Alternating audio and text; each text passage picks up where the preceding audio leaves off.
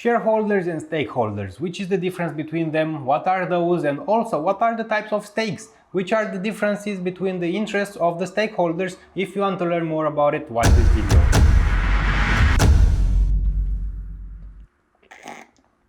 Stakeholder management became one of the most important subjects when creating a business strategy, and this is because most of the managers realized that they need to communicate and that they need to influence different group of people on stakeholders because they want to build and maintain a good reputation of their company. Usually we may say that a company produces and sells products in order to satisfy the customer's needs, wants and demands. And if you'd say so, you wouldn't be wrong, but that's not the complete view anymore. Because nowadays the companies need to satisfy also the publics that have no financial implication with the company because they became relevant. And not only that they became relevant, but they became crucial and essential for every company. I'll give you an example. Let's say your company produces and sells furniture.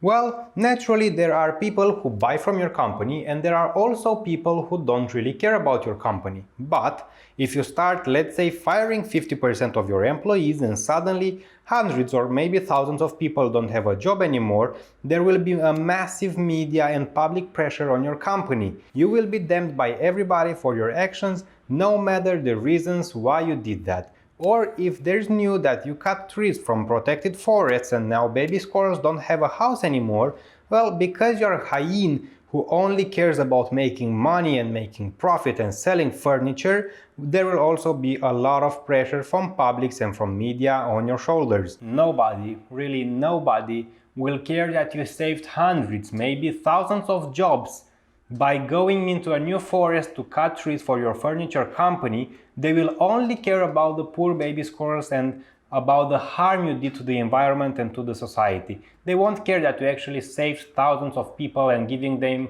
payments every month. So what is happening nowadays is that companies started taking accountability and assuming their responsibility for their actions because this is the new norm. Well, as a company, you want publics to think this. You want them to think that you take accountability for your actions and you assume your responsibility, because in reality there are two groups of people that you actually care about. These are the stakeholders and the shareholders.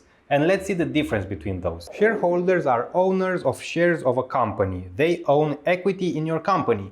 Stakeholders are groups of individuals who can affect or is affected by the achievement of organization's purpose and objectives.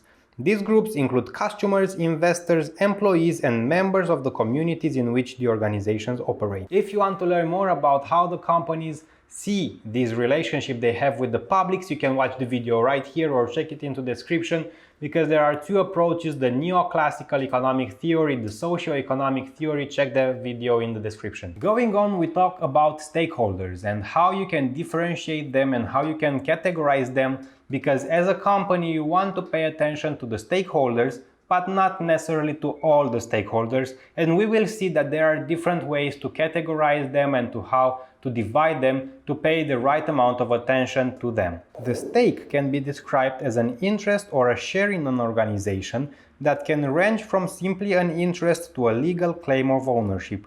The content of stake is varied and based on the specific interests of the individuals or groups. Special interest groups and NGOs, for example, demand a higher level of corporate social responsibility. Investors, on the other hand, may apply relentless pressure on the company to maximize long-term profits and short-term profits. At this point in time, there are three important and valid theories that explain how to divide. Actually, there are three perspectives of how to divide the stakeholders, and these are the theories of Edward Freeman, Max Clarkson, and Jonathan Charkham. The first one, wrote by Edward Freeman, said that there are three types of stakes, namely, there is equity stake, economic market stake, and influencer stake. The equity stake are held by those who have some type of equity or ownership in the organization, such as shareholders or directors. Economic or market shares are held by those who have an economic interest, but not an ownership interest, such as employees, customers, suppliers, and competitors. And finally, influencer stakes are held by those who have neither ownership or economic interest in the company, but have interest as consumers' advocates. environmental groups, trade organizations, and government agencies. So what the theory of Edward Freeman says is that there are three different types of groups of stakeholders and three different types of stakes. The first one actually owns shares in your company, they own equity, so they have a direct interest that your company works and goes good.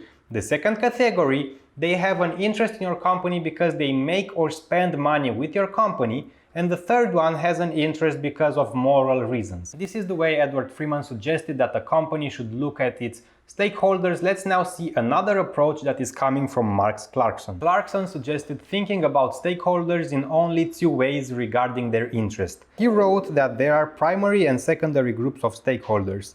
The primary groups are important for the financial transactions and are necessary for the organization to survive. The secondary groups are generally influenced or affected or can influence and affect the organization. They are not engaged in financial transactions with the company and are not essential for its survival from an economic point of view. What the theory of Clarkson says is that there are two ways of looking at stakeholders. The first one is a financial perspective. You are interested in seeing who spends money with your company or who makes money with your company. And the second types of stakeholders are the ones that have interest in your company because they can affect or are affected by it. Basically, in a comparison to Edward Freeman's theory, what Clarkson did is to combine the first two categories, the economic stakes and the equity stakes, into the primary group of stakeholders. One important aspect about the theory of Clarkson is the fact that the groups have the capacity to mobilize public opinion in favor or against the corporation's performance. And finally, the third perspective and theory comes from Jonathan Charkham, and he said that there are only two broad classes of stakeholders: contractual and community stakeholders. Contractual stakeholders have some form of legal relationship with the company for the exchange of goods and services. Community stakeholders involve those groups who have no legal relationship or contract with the company. Important to mention is the fact that this doesn't mean that their impact is less important. Contractual groups include customers, employees, and suppliers because they have or had a contract with the company and their interest has an economic nature. Community stakeholders includes government, regulatory agencies, trade associations, and the media because they can set the important rules and regulations by which the activities of the companies are carried out.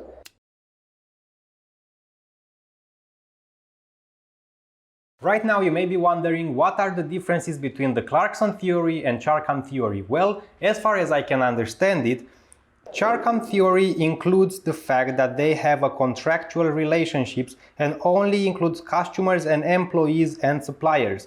In comparison, Clarkson, the second theory, says that they also include shareholders. Basically, they talk about everybody who has an important role in the financial status of the company. However, both of the theories underline the importance of the stakeholders groups that are not financially implied with the company. Clarkson says that secondary groups are opinion influencers, and Charkham says that his non-contractual stakeholders are almost institutions and agencies who can influence the way the company acts and behaves, and also the regulations, because he talks about the government, the agencies that regulate the industry, not necessarily about publics of individuals. This was everything for this video. I hope that now you understand the difference between shareholders and stakeholders, that you understand that there are three theories that differentiate and categorize stakeholders into categories in which the company can see them. The main reason why you would do that as a company is because you want to know which are the stakeholders that deserve your attention, because that attention costs money. Obviously. This was everything from this video. I hope that now you understand the difference between shareholders and stakeholders. Now you know that there are three different theories that categorize the stakeholders into different groups, and you want to know that because companies want to pay attention to the right stakeholders because that attention costs money.